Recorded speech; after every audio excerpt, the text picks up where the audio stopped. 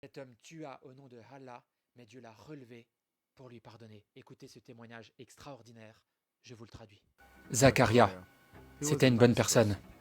Il était une personne décente, il était très intelligent, il était le seul chrétien de toute l'école et je le détestais.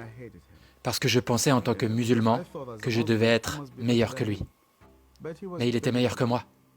Nous avons commencé à le battre chaque jour que nous venions à l'école. Et une nuit, on s'est mis d'accord qu'on devait le tuer. Il faisait nuit, il faisait froid, et nous étions 5. Nous avons escaladé un arbre et nous avons attendu là. Et au loin, on a vu une torche arriver, et à la minute où il est arrivé sous l'arbre, on lui a sauté dessus.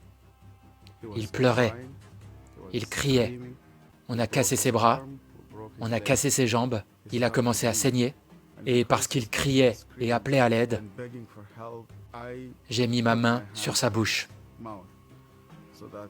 pour qu'aucun bruit ne sorte de lui. Un peu comme tu abats un agneau, tu sais. C'est juste frissonnant.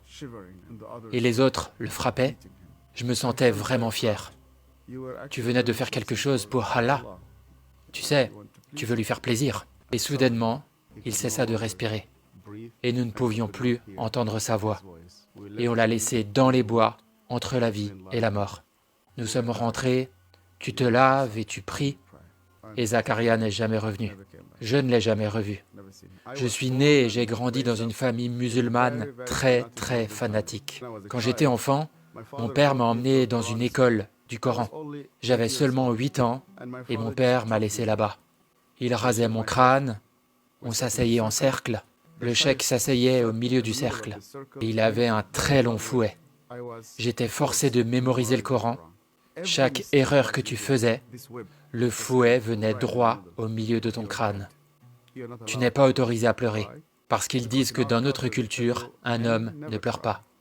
Je pleurais chaque nuit. Ils m'ont dit que j'appartenais à l'islamisme Oumma et que c'est pour ça que tu te bats. Tu leur restes loyal. J'ai commencé à haïr les gens, détester tous les gens qui n'étaient pas musulmans. Et je haïssais tout spécialement les juifs. Alors j'étais préparé à y aller et me battre pour Allah dans le djihad. Mais toutes les nuits, j'allais dans mon lit et quand ils éteignaient la lumière, je ne savais pas ce qui m'arriverait si je mourais. Mon cousin était sévèrement malade et les médecins disaient qu'il allait mourir. Ils lui donnaient quelques jours. Et un jour, 2 personnes sont venues. Ils étaient chrétiens coptes et l'un d'eux voulait me saluer et j'avais vu qu'il avait une croix.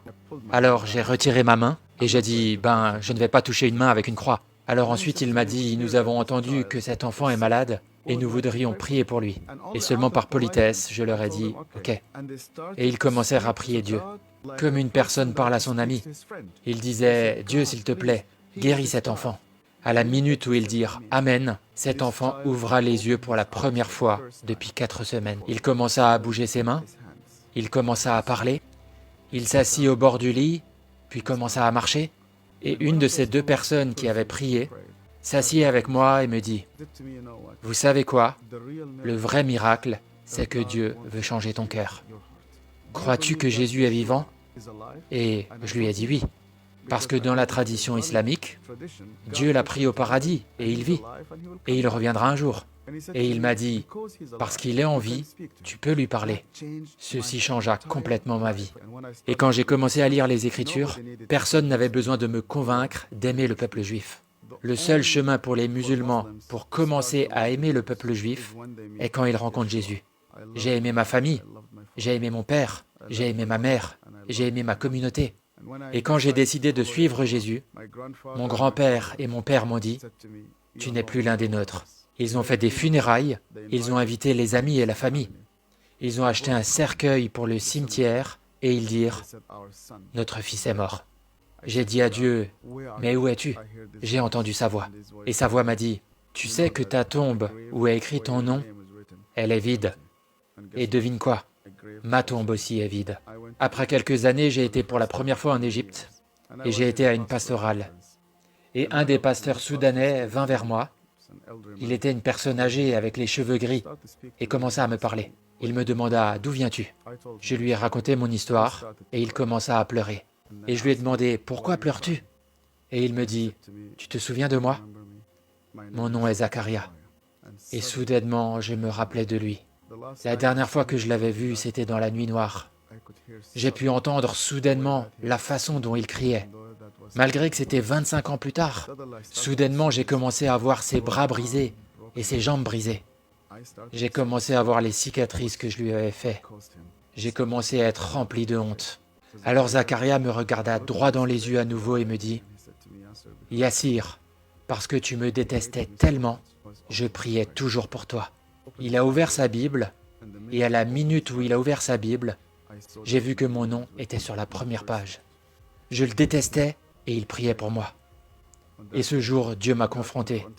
Il m'a dit, « Même avant que tu commences à penser à moi, je pensais déjà à toi. » Pour aimer ceux qui te détestent, tu as besoin de quelqu'un dont le nom est Jésus.